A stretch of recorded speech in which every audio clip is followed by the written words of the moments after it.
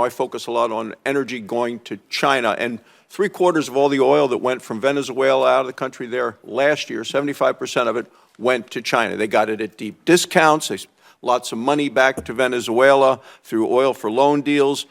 Since the start of this blockade, basically Venezuela crude shipments to China have fallen dramatically.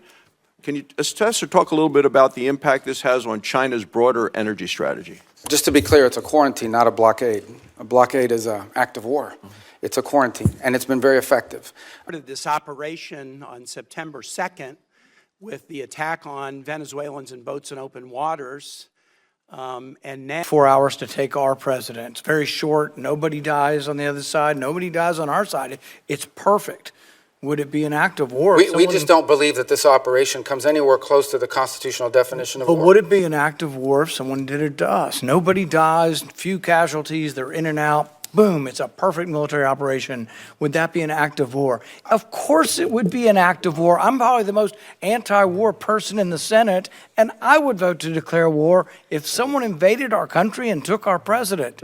So I think we need to at least acknowledge this is a one-way argument. One-way arguments that don't rebound. The U.S. always has the right to act in its national interest and to protect itself. So really I don't know about this equivalency. Well, does this justify them doing it? We're always going to do what's best for the United States and America. We're always going to protect our system. But the point isn't, and you're exactly right, we will act in our national interest and we should. So I'm not disagreeing with you at all. What I'm saying is, though, that our arguments are empty then. The drug bust isn't really an argument. It's a ruse. The war argument, not a war, is a ruse. It's not a real argument.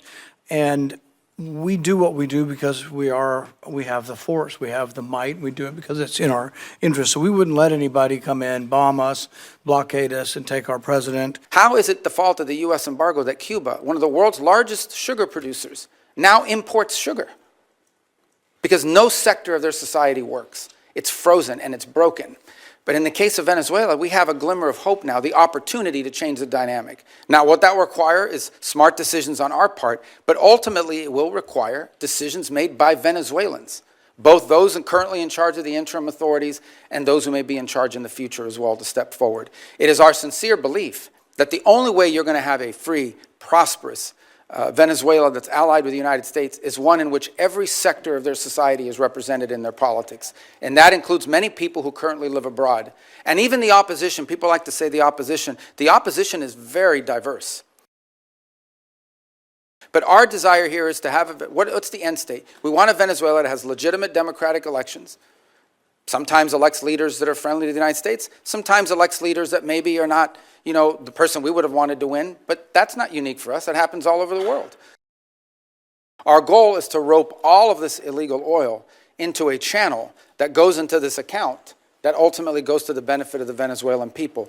This is an interim step. This is not the way we want the oil industry to look like in perpetuity. This is simply a way to provide revenue so that there isn't systemic collapse while we work through this recovery and transition phases. So there's no doubt that when Maduro was there, we had no cooperation on any of this.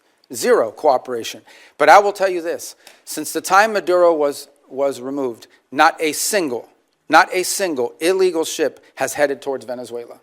And the ones that you hear us seizing are all the legacy ones that took off or have been seized in the past. So we have got a really good handle on this as a result of it. And what's really changed is the dynamic that the Venezuelan interim authorities are now actually helping us identify shadow fleet ships that they want us to seize and feed into this new interim mechanism. If you like this video, then like, share and subscribe to Mirror Now.